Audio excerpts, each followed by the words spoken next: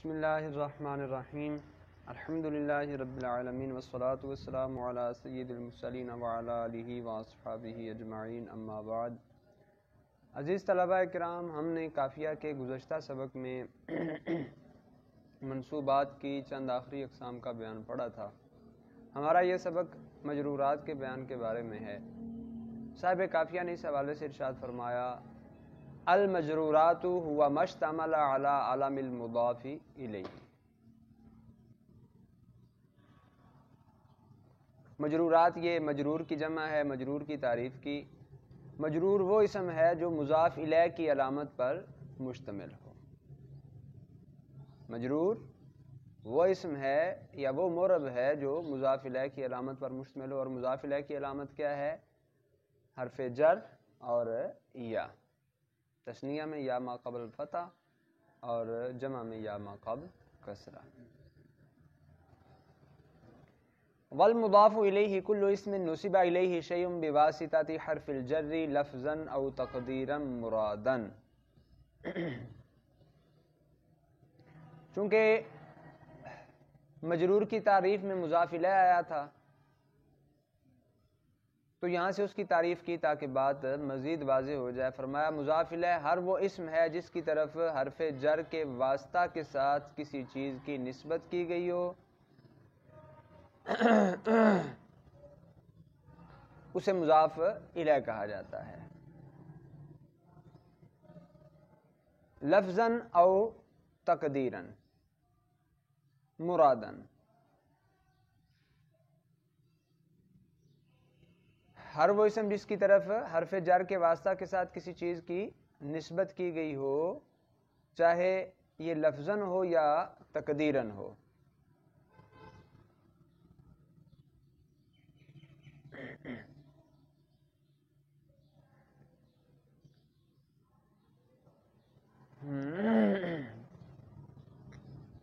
لیکن مراداً، اگر تقدیراً ہوگا تو مراد ضرور ہوگا۔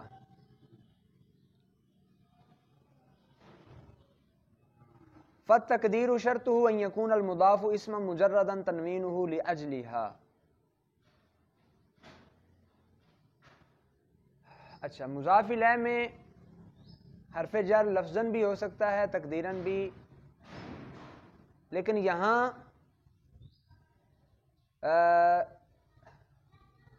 حرف جر کا مقدر ہونا جو ہے وہ شرط ہوگا اس بات کے لیے کہ مضاف جو ہے وہ ایسا اسم ہو کہ اضافت کی وجہ سے اس میں تنوین نہ آ رہی ہو۔ فَتَقْدِيرُ شَرْطُهُ أَن يَكُونَ الْمُضَافُ اسْمًا مُجَرَّدًا تَنْوِينُهُ لِأَجْلِهَا۔ جہاں حرف جر مقدر ہوگا وہاں کیا ہوگا؟ مضاف ایسا اسم ہوگا جس پر اضافت کی وجہ سے تنوین نہیں آئے گی۔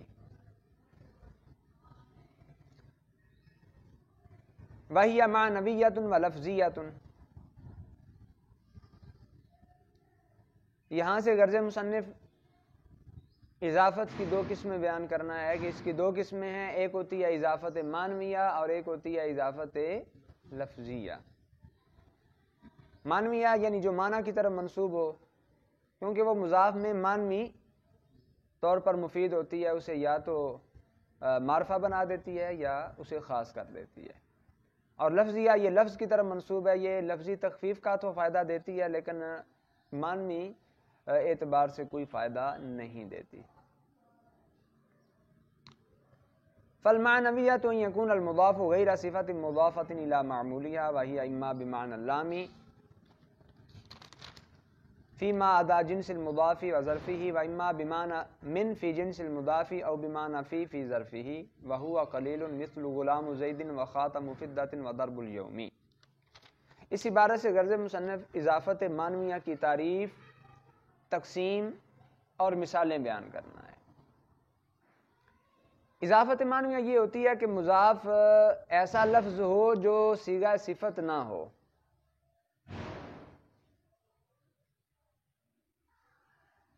مضاف صیغہ صفت نہ ہو ایسا صیغہ صفت جو اپنے معمول کی طرف مضاف ہوتا ہے. مانویہ میں وہ ایسا صیغہ صفت نہیں ہوگا.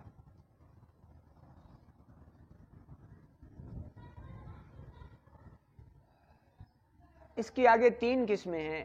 اضافت بمعنی لام ہوگی. یہ کہاں ہوگی؟ کہ جب مضاف مضاف الیہ کی نہ تو جنس ہو نہ ظرف ہو.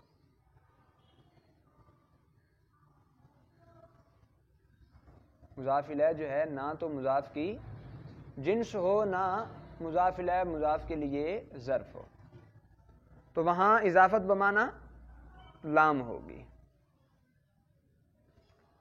اور اضافت بمعنی من وہاں ہوگی کہ جہاں مضاف الیہ مضاف کی جنس ہو، اور اضافت بمعنی فی وہاں ہوگی جہاں مضاف الیہ مضاف کے لیے ظرف ہو. لیکن یہ جو تیسری قسم ہے یہ قلیل الاستعمال ہے. پہلی قسم کی مثال دی غلام و زیدن، یہ اضافت بمعنی لام ہے. غلام لزیدن، اب اس میں لام مقدر ہے اور اضافت مانوی ہے، بمعنی لام ہے. خاتم مفداتن، یہ اضافت بمعنی من ہے. اب پہلی مثال میں دیکھیں، زید جو ہے نہ تو مضاف کی جنس ہے اور نہ مضاف کے لیے ظرف ہے. خاتم مفداتن، فدہ جو ہے یہ مضاف الیہ ہے، یہ مضاف کی جنس ہے، یہ اضافت بمعنی من ہوگی. اور ضرب الیوم، یوم جو ہے ضرب کے لیے ظرف ہے، اضافت بمعنی فی ہوگی. لیکن یہ جو تیسری قسم ہے یہ قلیل الاستعمال ہے. وَتُفِيدُ تَعْرِيفًا مَعَ الْمَعْرِفَةِ وَتَخْصِيصًا مَعَ النَّكِرَةِ. اضافت مانویہ کا یہاں سے فائدہ بیان کر رہے ہیں کہ اضافت مانویہ اگر مضاف الیہ معرفہ ہو تو مضاف میں تعریف کا فائدہ دیتی ہے، اور اگر مضاف الیہ نکرہ ہو تو مضاف میں تخصیص کا فائدہ دیتی ہے. غلام و زیدن، اس میں مضاف الیہ معرفہ ہے تو مضاف میں تعریف کا فائدہ حاصل ہوگا، اور غلام و راجلن، اس میں مضاف الیہ نکرہ ہے تو مضاف میں تخصیص کا فائدہ ہوگا، یعنی مرد کا غلام ہے عورت کا غلام نہیں. تعریف میں تعین چیز ہو جاتی ہے جبکہ تخصیص میں شرکت شرکاء کی کم ہو جاتی ہے. مطلق غلام مرد اور عورت دونوں کا ہو سکتا ہے، لیکن غلام و راجلن کہا جائے تو تخصیص ہو گئی مردوں کے اعتبار سے اور عورتیں اس سے نکل گئیں. وشرطها تجرید المضاف من التعریف. اچھا جی، اضافت مانویہ کے حوالے سے ایک شرط بیان کی ہے، اور وہ شرط یہ ہے کہ مضاف معرفہ نہ ہو. مضاف معرفہ نہ ہو، مضاف تعریف سے خالی ہو. کیوں جی یہ شرط کیوں ہے؟ اس کی وجہ یہ ہے اگر مضاف بھی معرفہ ہو، مضاف الیہ بھی معرفہ ہو، اور اضافت جب معرفہ کی طرف ہو تو وہ تعریف کا فائدہ دیتی ہے، تو یہاں ایک ہی جگہ میں دو تعریفوں کا جمع ہونا لازم آئے گا، اور اہل عرب کے ہاں یہ چیز مطروح ہوتی ہے، قابل عمل نہیں ہوتی. اور اسی طرح اگر معرفہ کی نکرہ کی طرف اضافت ہو تو پھر یہ اضافت درست نہیں رہے گی، کیونکہ تعریف جو ہے وہ بہرحال تخصیص سے زیادہ بلیغ ہوتی ہے، اور نکرہ کی طرف اضافت تو تخصیص کا فائدہ دیتی ہے، تعریف کا تو دیتی نہیں ہے. اب مضاف معرفہ ہے، مضاف الیہ نکرہ ہے، تو پھر معاملہ درست نہیں رہے گا. اس لیے کہا کہ مضاف کا تعریف سے خالی ہونا ضروری ہے. وما اجازہ الکوفیون من ثلاثۃ الاسباب وشبہہ من العدد ضعیف. اس عبارت سے غرض مصنف ایک سوال کا جواب ہے. سوال یہ ہے کہ حضور ابھی آپ نے کہا کہ اضافت مانویہ، اس میں شرط یہ ہے کہ مضاف جو ہے وہ تعریف سے خالی ہو. حالانکہ یہ بات درست نہیں ہے، کیونکہ کوفی جو ہیں مضاف معرف باللام جو ہے اس کے اندر اضافت جاری کرتے ہیں، جائز قرار دیتے ہیں، جیسے الثلاثۃ الاسوابی، اور اسی طرح دیگر جو اعداد وغیرہ ہیں ان میں بھی ایسے ہی کہتے ہیں الخمسۃ الدراہمی، المیۃ الدیناری، تو وہ مضاف پر الف لام تعریف کا لے کے آتے ہیں اور اسے استعمال بھی کرتے ہیں۔ جب وہ استعمال کر رہے ہیں پھر یہ کہنا کہ اس کے لیے یہ شرط ہے، یہ بات تو درست نہ ہوئی، تو اس کا جواب دیا ضعیف۔ ان کا یہ استعمال کرنا یہ ضعیف ہے، یہ قیاس کے مخالف ہے، فصحاء کے استعمال کے مخالف ہے، کیونکہ فصحاء کا استعمال وہ ثلاثۃ الاسباب ہے، الثلاثۃ الاسباب نہیں ہے، لہذا ایک ضعیف چیز کو لے کر کسی مطلق قاعدے پر اعتراض نہیں کیا جا سکتا۔ جہاں تک ہماری بات جو اضافت معنویہ ہے اس کے حوالے سے مکمل ہوئی، اس سے اگلی عبارت میں مصنف جو ہیں وہ اضافت لفظیہ کا آغاز کر رہے ہیں۔ تو اضافت معنویہ کا ایک دفعہ خلاصہ آپ کے سامنے رکھ دیتے ہیں کہ اضافت معنویہ کیا ہوتی ہے۔ مضاف ایسا صیغہ صفت نہ ہو جو اپنے معمول کی طرف مضاف ہوتا ہے، اور یہ بمعنی لام ہوگی کہ جب مضاف الیہ مضاف کی نہ تو جنس ہو نہ مضاف الیہ مضاف کے لیے ظرف ہو، اور اضافت بمعنی من ہوگی کہ جب مضاف الیہ مضاف کی جنس ہو، اور اضافت بمعنی فی ہوگی جب مضاف الیہ مضاف کے لیے ظرف ہو۔ یہ تو اس کی تعریف اور اقسام ہو گئیں، اور اس کا فائدہ کیا ہے؟ اگر مضاف الیہ معرفہ ہو تو مضاف معرفہ ہو جاتا ہے، مضاف الیہ نکرہ ہو تو مضاف خاص ہو جاتا ہے، اور اس کے استعمال کی شرط کیا ہے کہ مضاف جو ہے وہ تعریف سے خالی ہو، اگر وہ معرفہ ہوگا تو پھر اضافت درست نہیں رہے گی، اور یہ جو کوفیوں نے اس طرح جائز قرار دیا ثلاثۃ الاسباب، یہ ضعیف ہے۔ جی دوسری قسم واللفظیات ان یکون المضاف صفتا مضافتا الی معمولیہ مثل ضارب زید وحسن الوجہ ولا تفید الا تخفیفا فی اللفظ۔ اس عبارت سے غرض مصنف اضافت لفظیہ کی تعریف کرنا ہے۔ اضافت لفظیہ اس میں مضاف ایسا صیغہ صفت ہوگا جو اپنے معمول کی طرف مضاف ہوگا۔ صیغہ صفت یعنی اس میں فاعل، اس میں مفعول، صفت مشبہہ، وہ اپنے معمول کی طرف مضاف ہو تو اسے اضافت لفظیہ کہیں گے۔ جیسے ضارب زید، اس میں ضارب صیغہ صفت ہے جو اپنے معمول کی طرف مضاف ہے،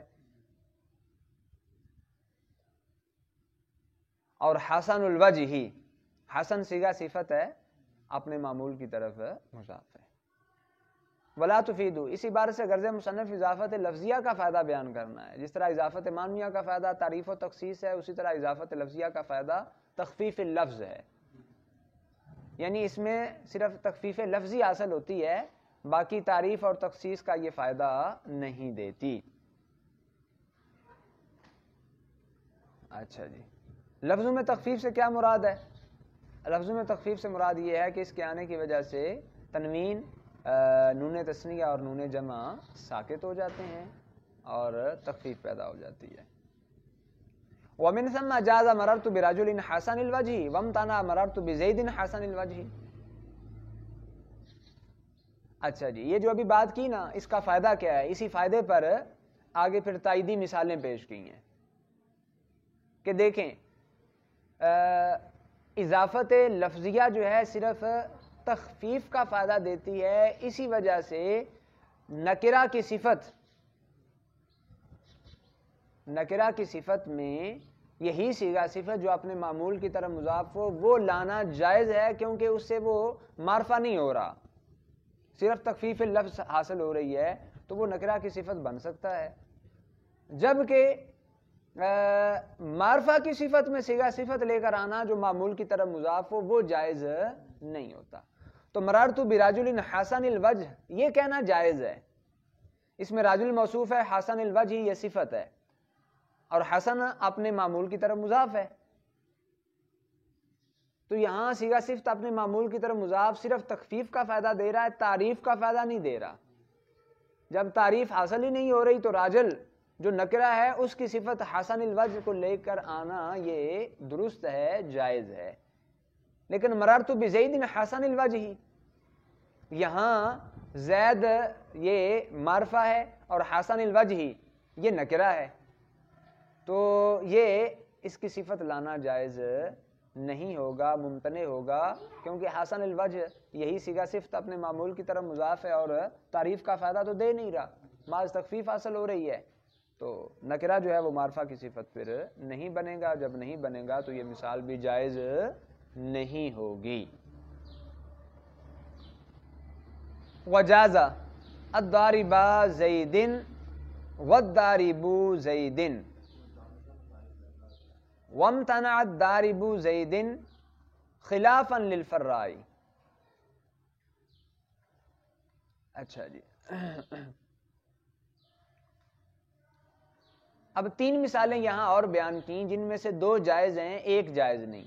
جو 2 جائز ہیں ان میں تخفیف کا فائدہ حاصل ہو رہا ہے اس لیے جائز ہیں، اور جو جائز نہیں وہاں تخفیف کا فائدہ نہیں ہو رہا اس لیے وہ جائز نہیں ہے. مثلا صیغہ صفت تثنیہ ہے، معرف باللام ہے، اس کی اضافت معرفہ کی طرف کر دیں اور یوں کہیں داربان سے الداربا زیدن. مصنف کہتے ہیں یہ جائز ہے، تخفیف حاصل ہو رہی ہے کیونکہ نون تثنیہ کا اضافت کی وجہ سے گر رہا ہے، تخفیف حاصل ہو گئی. الداربانی زید نہیں ہے بلکہ الداربا زید، تخفیف حاصل ہو رہی ہے، اضافت کا فائدہ حاصل ہو رہا ہے تو یہ اضافت جائز ہوگی. اسی طرح الداربو زید یعنی داربون جمع پر الف لام لے کے آئیں اور اس کی اضافت معرفہ کی طرف کر دیں اور یوں کہیں الداربو زیدن، تو یہاں بھی تخفیف حاصل ہو رہی ہے کہ نون جو ہے وہ گر رہا ہے اضافت کی وجہ سے، یہ اضافت بھی جائز ہوگی. لیکن الداربو زیدن یہاں تخفیف حاصل نہیں ہو رہی اس لیے یہ جائز نہیں ہوگا، کیونکہ الدارب میں جو تنوین گری ہے وہ الف لام کی وجہ سے، اضافت کی وجہ سے نہیں گری. لیکن اس تیسری مثال میں امام فرا کا اختلاف ہے، کہتے ہیں جی یہ بھی جائز ہے جس طرح پہلے دونوں جائز ہیں. وہ کہتے ہیں کہ اس کو الدارب الرجل پر محمول کر لیا جائے گا یا الدارب کا پر محمول کر لیا جائے گا. اور دوسرا وہ یہ کہتے ہیں کہ اضافت جو ہے یہ الف لام سے پہلے ہے، یعنی درجے کے اعتبار سے الدارب زیدن میں اگر دیکھا جائے تو الف لام باعتبار درجہ بعد میں ہے، اضافت پہلے ہے. جب اضافت پہلے تو یہی کہا جائے گا کہ یہاں جو تخفیف حاصل ہو رہی ہے تنوین کے اعتبار سے وہ اضافت سے ہے، الف لام کی وجہ سے نہیں ہے. یہ امام فرا کا موقف ہے.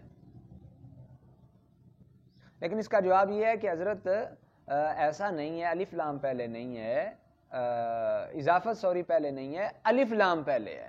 جب الف لام پہلے ہے تو پھر تنوین تو الف لام کی وجہ سے گئی، اضافت کی وجہ سے نہیں گئی، اس لیے الدارب زیدن کہنا جائز نہیں ہوگا. وضعف مصرع الواہب المیات الحجانی وعبدہا. اچھا جی، اس عبارت سے غرض مصنف ایک سوال کا جواب ہے. سوال یہ ہے حضرت آپ نے بھی یہی فرمایا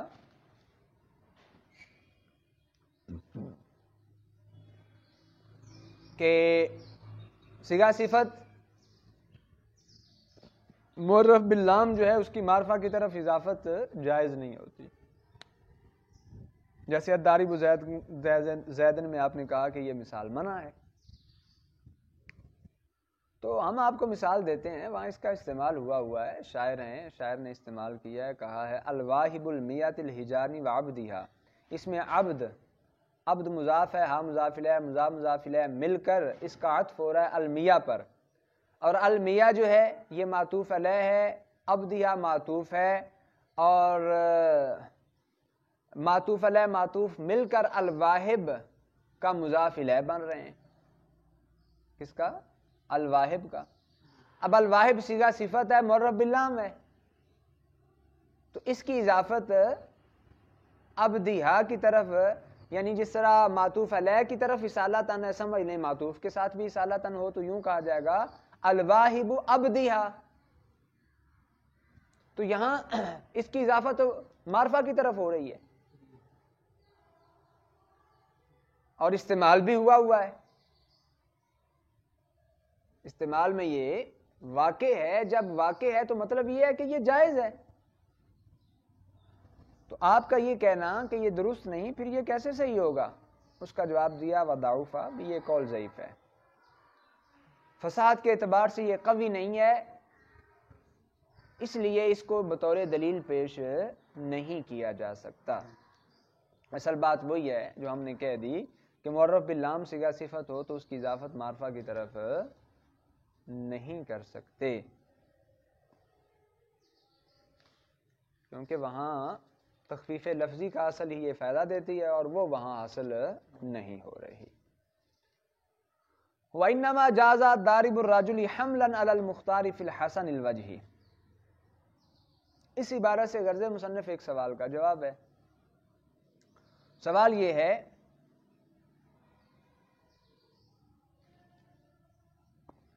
کہ آپ نے کہا اضافت لفظیہ کس چیز کا فائدہ دیتی ہے؟ تخفیف کا. جب اضافت لفظیہ محض تخفیف کا فائدہ دیتی ہے تو پھر یہ جو مثال ہے الضارب الرجلی، یہ تو جائز نہیں ہونی چاہیے. کسی کا صفت معرف باللام ہے اور معرف باللام کی طرف وہ مضاف ہو رہا ہے، کیونکہ یہاں تو تخفیف حاصل نہیں ہو رہی، کیونکہ دارب کی جو تنوین ہے وہ الف لام کی وجہ سے گئی ہے، اضافت کی وجہ سے نہیں گئی. کوئی تخفیف لفظی حاصل نہیں ہو رہی، حالانکہ آپ اس مثال کو جائز قرار دیتے ہیں. اس کا جواب دیا حملا علی المختار فی الحسن الوجہ. دراصل ہم یہاں اس کو الحسن الوجہ کے مشابہ ہونے کی وجہ سے جائز قرار دیتے ہیں، اس کو اس پر معمول کرتے ہیں، اور اس میں مختار مذہب یہی ہے کہ وہ مثال درست ہے الحسن الوجہ، کہ اس میں صیغہ صفت معرف باللام ہے اور معرف باللام کی طرف مضاف ہے. ٹھیک ہے جی.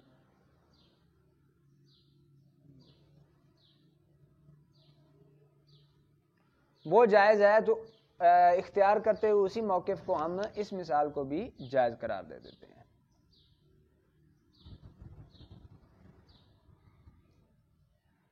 وَالدَّارِبُكَ وَشِبْهُهُ فِي مَنْ قَالَ إِنَّهُ مُضَافٌ حَمْلًا عَلَى دَارِبُكَ. ایک اور مثال لے لی، اس کے حوالے سے اعتراض وارد ہوا کہ الدَّارِبُكَ اور اس جیسی دیگر مثالیں جو ہیں ان میں بھی قیاس یہی چاہتا ہے کہ یہ جائز نہ ہو. الدارب صیغہ صفت معرف باللام ہے، اس میں ضمیر کی طرف مضاف ہے، تو یہ جائز نہیں ہونی چاہیے. اس کا جواب دیا کہ یہ اور اس جیسی دیگر مثالیں، اس کے حوالے سے دو موقف ہیں. ایک تو یہی کہ یہ جائز نہیں ہے، تو جن کے نزدیک یہ جائز نہیں وہاں یہ اعتراض بھی وارد نہیں ہوگا. دوسرا موقف یہ ہے جس کو مصنف نے بیان کیا کہ جنہوں نے کہا ہے کہ یہ اضافت درست ہے، یہاں الدارب کی ضمیر کی طرف اضافت ہو رہی ہے، تو ان کے نزدیک پھر اس کو معمول کیا جائے گا اس صیغہ صفت پر جو معرف باللام نہ ہو اور اس میں ضمیر کی طرف مضاف ہو، یعنی داربوکا پر، تو وہ جائز ہے. لہذا اس پر حمل کرنے کی وجہ سے یہ بھی کیا ہوگا؟ جائز ہوگا.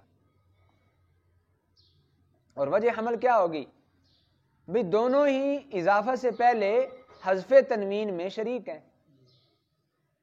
دونوں ہی کیا ہیں؟ اس بات میں شریک ہیں کہ جب اضافت ہاں جی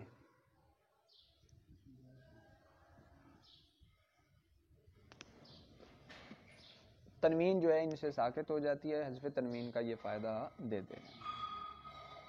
اور وہ کس اعتبار سے؟ کہ یہ ضمیر کے ساتھ ملتے ہیں.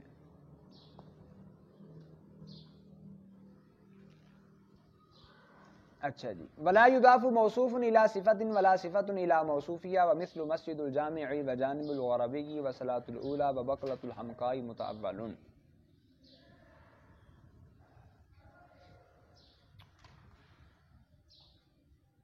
اچھا جی.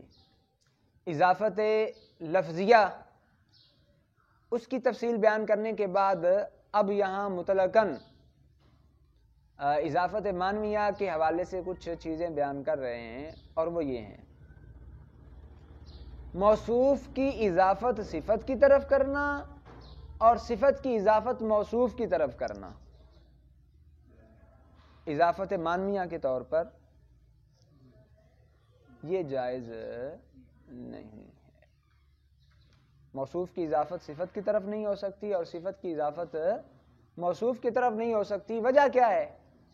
تاکہ اجتماع ضدین لازم نہ آئے. اور اجتماع ضدین کیسے ہوگا؟ بھئی صفت جو ہے وہ موصوف کے تابع ہوتی ہے صفت ہونے کی وجہ سے، اور جب وہ مضاف الیہ ہوگی اب وہ تابع نہیں ہوگی. تو ایک ہی چیز کا ایک ہی وقت میں تابع اور غیر تابع ہونا لازم آئے گا جو کہ ضد ہیں، اس لیے یہ درست نہیں ہوگا. اسی طرح صفت کی اضافت موصوف کی طرف بھی نہیں ہو سکتی، کیونکہ اگر صفت کی اضافت موصوف کی طرف کریں تو صفت کا موصوف پر مقدم ہونا لازم آئے گا، اور یہ بھی درست نہیں ہے. اچھا، یہ ضابطہ تو بیان کر دیا، اس پر چند مثالوں کو لے کے اعتراض وارد ہوتا ہے تو اس کا آگے جواب دے رہے ہیں. اعتراض کیا ہوا جی؟ آپ نے حضرت ابھی فرمایا کہ موصوف کی اضافت صفت کی طرف نہیں ہو سکتی. موصوف کی اضافت اور صفت کی اضافت موصوف کی طرف نہیں ہو سکتی. ہم آپ کو مثالیں دکھاتے ہیں کہ جہاں موصوف کی اضافت صفت کی طرف ہوئی ہے، موصوف کی اضافت صفت کی طرف ہوئی ہے. دیکھیں یہ مثالیں اہل عرب کے یہاں معروف ہیں. یوں کہا جاتا ہے مسجد الجامع، حالانکہ یہاں الجامع جو ہے یہ مسجد کی صفت ہے، مسجد کا مضاف الیہ نہیں ہے. اصل میں ہے المسجد الجامع. اس طرح کہا جاتا ہے جانب الغربی، موصوف کی اضافت صفت کی طرف کی گئی ہے، حالانکہ اصل میں ہے الجانب الغربی. صلاۃ الاولی اصل میں ہے الصلاۃ الاولی. بقلۃ الحمقاء اصل میں ہے البقلۃ الحمقاء. تو ان تمام مثالوں کے اندر موصوف کی اضافت صفت کی طرف ہوئی ہے، آپ کہتے ہیں نہیں ہوتی. یہ تو استعمال ہوئے ہیں، جب استعمال ہوئے ہیں واقع ہیں، تو اگر درست نہ ہوتے تو پھر اہل عرب ان کو استعمال نہ کرتے. اس کا جواب دیا متأول. یہ ساری مثالیں ہی قابل تعویل ہیں. جب اس بات پر دلیل قائم ہو چکی ہے کہ موصوف کی اضافت صفت کی طرف درست نہیں ہے تو پھر ان مثالوں کے اندر تعویل ضروری ہوگی. اور وہ تعویل کیا ہے؟ اصل میں بات یہ ہے کہ مسجد الجامع، جانب الغربی، صلاۃ الاولی، بقلۃ الحمقاء، ان تمام مثالوں کے اندر مضاف کے بعد موصوف مقدر ہے، اور یہ موصوف مقدر کی صفات ہیں. مضاف یہاں جو آپ موصوف سمجھ رہے ہیں اس کی اضافت یہاں صفت کی طرف نہیں. اصل میں مسجد الوقت الجامع، جانب المکان الغربی، صلاۃ الساعۃ الاولی، بقلۃ الحبۃ الحمقاء، یہ اصل میں مثالیں بنیں گی.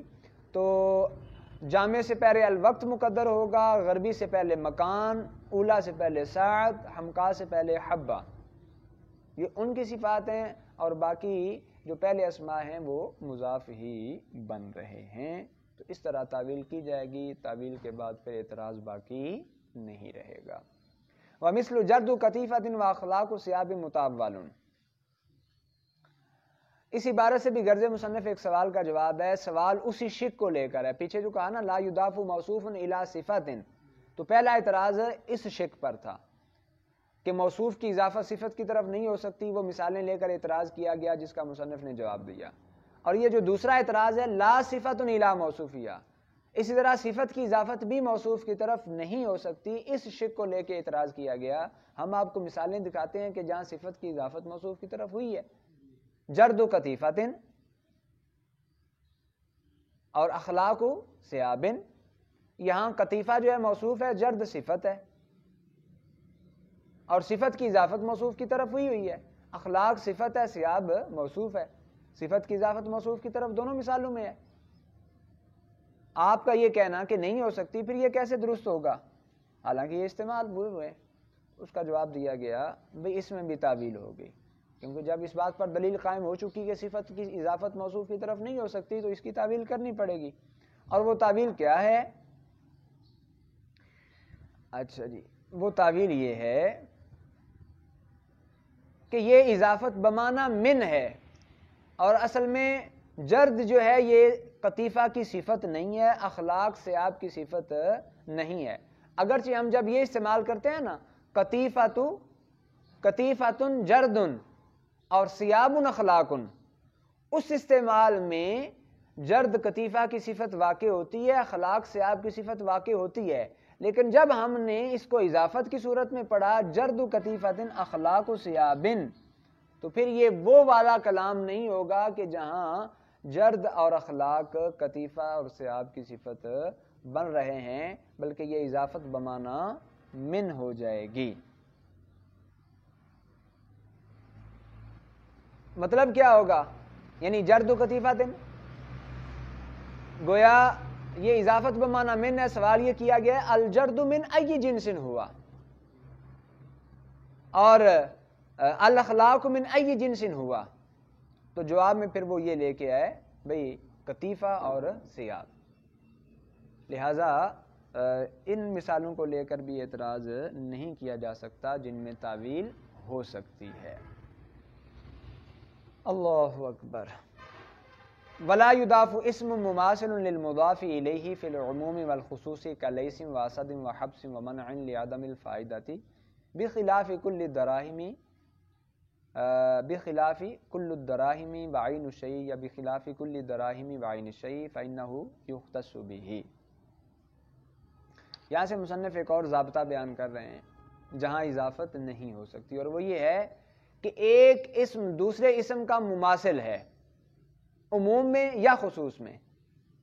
پہلا اسم بھی عام ہے، دوسرا بھی عام ہے، پہلا بھی خاص ہے، دوسرا بھی خاص ہے، اور اس عمومیت میں خصوصیت میں دونوں مساوی درجے پر ہیں، تو ان کی بھی باہمی اضافت جائز نہیں ہوگی، کیونکہ وہاں اضافت کا کوئی فائدہ ہی نہیں ہوگا، اضافت کا کوئی فائدہ نہیں ہوگا۔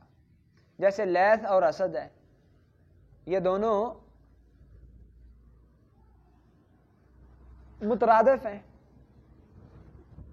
معنوی اعتبار سے، اور حبسن اور منع ہیں، یہ دونوں بھی مترادف ہیں معنوی اعتبار سے۔ لہذا یہ کہنا لیس الاسدی یا منع الحبسی یہ درست نہیں ہوگا۔ بخلاف کل الدراہم بعین الشیء۔ اچھا جی، اس عبارت سے ایک سوال کا جواب مقصود ہے۔ سوال یہ ہے کہ پھر یہ جو کل الدراہم اور عین الشیء اس کا استعمال ہوتا ہے، یہ کیسے درست ہوگا؟ اس کا جواب دیا کہ اصل میں یہاں کل عام ہے، عین عام ہے، الدراہم اور الشیء خاص ہیں، تو ان میں عموم اور خصوص کے اعتبار سے مساوات نہیں ہے، اس لیے یہ اضافت جائز ہے۔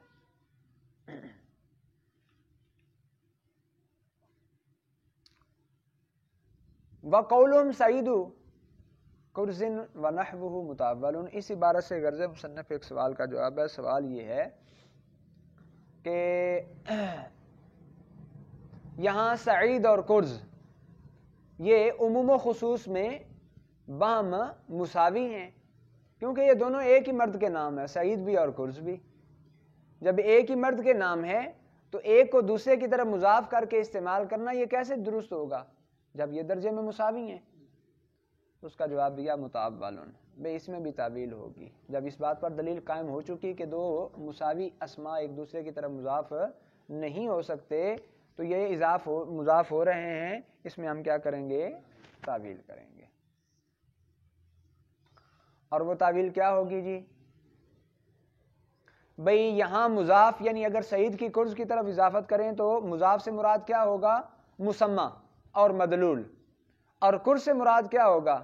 اسم اور لفظ، یعنی سعید سے ذات مراد ہے اور قرض سے اس ذات پر دلالت کرنے والا نام مراد ہے۔ بھی دو چیزیں ہوتی ہیں نا، ایک ہے لفظ زید اور ایک ہے ذات زید۔ اسی طرح یہی سمجھ لیا جائے گا کہ سعید سے مراد ذات ہے اور قرض سے مراد لفظ ہے، قرض سے مراد لفظ ہے۔ سعید مدلول ہے، قرض دال ہے، ٹھیک ہے؟ سعید مسمى ہوگا اور قرض اسم ہوگا، نام ہوگا۔ وَإِذَا أُضِيفَ الْإِسْمُ الصَّحِيحُ أَوِ الْمُلْحَقُ بِهِ إِلَى يَاءِ الْمُتَكَلِّمِ كُسِرَ آخِرُهُ وَالْيَاءُ مَفْتُوحَةٌ أَوْ سَاكِنَةٌ۔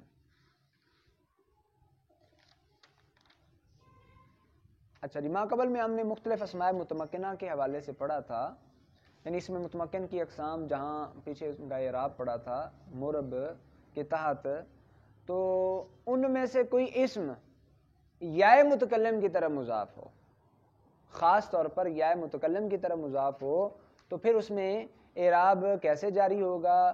تو اس حوالے سے مصنف نے یہاں چند چیزیں بیان کی. ان میں سے پہلی چیز یہ ہے کہ جب اس میں صحیح، یعنی اس میں صحیح سے مراد وہ اسم ہوتا ہے جس کے آخر میں حرف علت نہ ہو، یا جاری مجرا صحیح یعنی جس کے آخر میں واو یا ما قبل مفتوح ہو، ما قبل ساکن ہو، واو یا ما قبل ساکن ہو، جیسے دلون زبیون، اس کو جاری مجرا صحیح کہتے ہیں. تو جب اس میں صحیح یا جاری مجرا صحیح کی اضافت یا متکلم کی طرف ہو، پھر کیا کریں گے؟ اس اسم صحیح یا جاری مجرا صحیح کے آخر کو کسرہ دیں گے. غلام ہے، غلام کی اضافت ہم کرتے ہیں یا متکلم کی طرف. رجل ہے، اس کی اضافت کرتے ہیں یا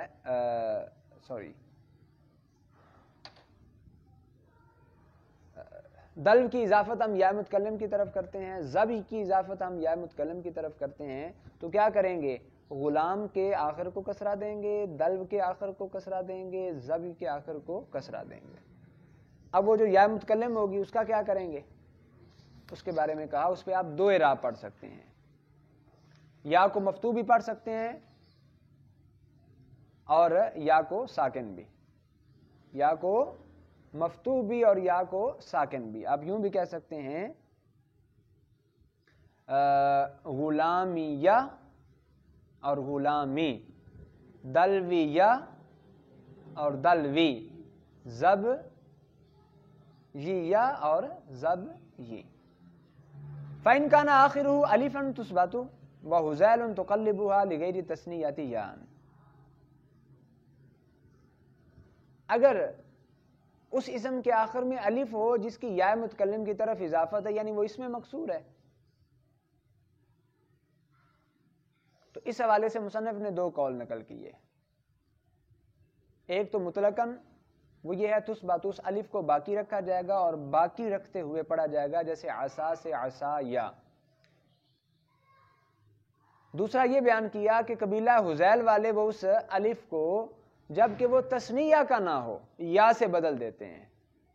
وہ عصا یا نہیں پڑھتے بلکہ وہ پڑھتے ہیں عصیہ، یا سے بدل کے ما قبل فتح کو کسرہ سے اور یا کا یا میں ادغام کر کے عصیہ پڑھتے ہیں، اور اسی طرح رحا سے رحیہ. وَإِنْ كَانَ يَانْ أُدْغِمَتْ، اور اگر اسم کے آخر میں یا ہو، اسم کے آخر میں یا ہو تو پھر کیا کریں گے؟ یا کا یا میں ادغام کر دیں گے. جیسے قاضی ہے، اس کے آخر میں یا ہے، تو یا کی طرف اضافت کریں تو کیا کہیں گے؟ قاضیہ. وَإِنْ كَانَ وَاوًا قُلِّبَتْ يَاءً وَأُدْغِمَتْ وَفُتِحَتِ الْيَاءُ لِلسَّاكِنَيْنِ، اور اگر اسم کے آخر میں واو ہو، آخر میں واو ہو تو واو کو کیا کریں گے؟ یا کریں گے اور یا کا یا میں ادغام کریں گے اور دوسری یا کو فتح دیں گے، کیونکہ دو ساکن جمع ہو گئے تو اگر فتح نہ دے تو پھر اجتماع ساکن لازم آئے گا. اچھا، تو اس سے بچنے کے لیے کیا کیا جائے گا؟ دوسرے اسم کو فتح دیا جائے گا.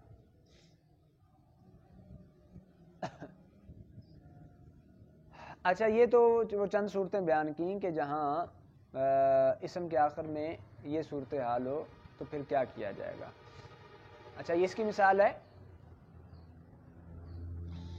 مسلی مو یا سے مسلی میہ، واو کو یا کیا، یا کا یا میں ادغام کیا اور دوسرے یا کو فتح دیا تو مسلم مو یا سے ہو گیا مسلم میہ.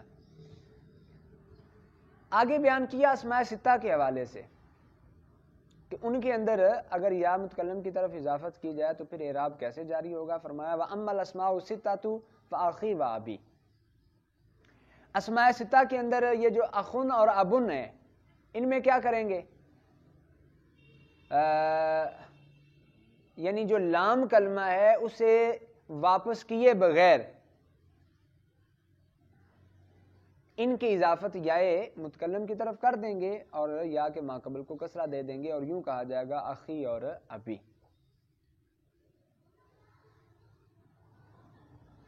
اخمن ابا وہ نسل ہے نا ان کی، ناقص واوی ہیں، تو واو کو واپس نہیں لوٹایا جائے گا، وہ جس طرح ہے ویسے ہی چھوڑ کے یا کی طرف ان کی ڈائریکٹ اضافت کر دیں گے اور اخی اور ابی پڑھا جائے گا.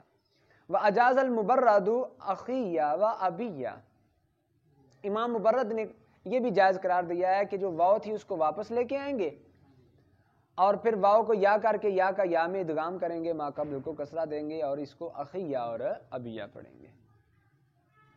وَتَقُولُ حَمِی وَحَنِی، اسی طرح حمن اور حنن ان میں بھی لام کلمہ کو واپس نہیں لایا جائے گا اور یا کی طرف اضافت کر دی جائے گی.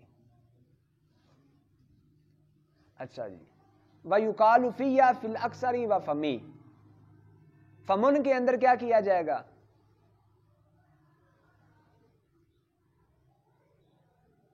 فو، یعنی فو تو اصل میں ہے نا اجوف واوی اور آخر میں ہا ہے، اس میں یہ کریں گے ہا ختم ہی رہے گی اور واو کو یا کر کے یا کا یا میں ادغام کر کے فی یا پڑھا جائے گا. اکثر کے نزدیک ایسے ہی کیا جائے گا اور یہ فصیح لغت ہے. لیکن بعض کہتے ہیں جی اس کو میم کے ساتھ پڑھا جائے گا کہ واو کی عوض میں میم لے کے آئیں گے اور اس کی یا کی طرف اضافت کر کے فمی پڑھا جائے گا، لیکن یہ فصیح لغت نہیں ہے.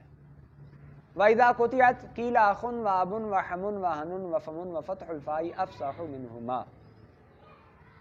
اچھا، جب یہ اسماء مقطوعاً الاضافت ہوں، یعنی اسماء خمسہ، ستہ چھٹا نہیں، چونکہ وہ اضافت کے بغیر ذو استعمال ہی نہیں ہوتا، تو پانچ یعنی اخن ابن حمن حنن اور فمن جب اضافت کے بغیر ہوں تو پھر ان کو کس طرح پڑھا جائے گا؟ ان کا جو لام کلمہ ہے لام کلمہ کے بغیر ہی پڑھا جائے گا. یہ یدن اور دمن کی طرح ہی پڑھے جائیں گے. اخن ابن حمن حنن اور فمن، صرف اس میں یہ کریں گے کہ واو کی جگہ میم لے آئیں گے. وفتح الفاء یفصح منہما سے غرض مصنف یہ بیان کرنا ہے کہ فمن میں جو فا ہے اس فا کے اندر تینوں اعراب پڑھے جا سکتے ہیں، کسرہ بھی ضمہ بھی فتحہ بھی، لیکن فتح جو ہے فا کا ضمہ اور کسرہ کی نسبت فصیح ہے. فمن اور فمن پڑھنے کی بجائے فمن پڑھنا زیادہ فصیح ہے. وجاء حمن مثل یدن وخبئن ودلون وعسن مطلقاً. اچھا جی، حمن میں کچھ اور لغتیں بھی بیان کی ہیں کہ حمن جو ہے یدن کی طرح اس کو پڑھ سکتے ہیں، یعنی لام کلمہ ختم کر کے آخر میں حمزہ لا کر، خب ان کی طرح بھی ید ان، واو لا کر دلون کی طرح ید ون بھی پڑھ سکتے ہیں، اور الف لا کر حسن کی طرح یدن بھی پڑھ سکتے ہیں.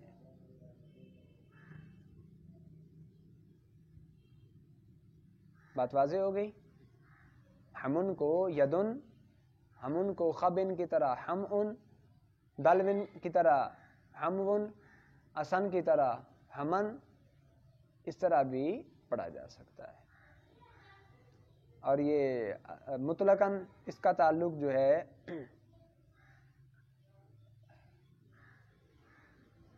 حالت مفردہ میں ہو یا حالت اضافہ میں ہو، دونوں صورتوں کے ساتھ بیان کیا ہے.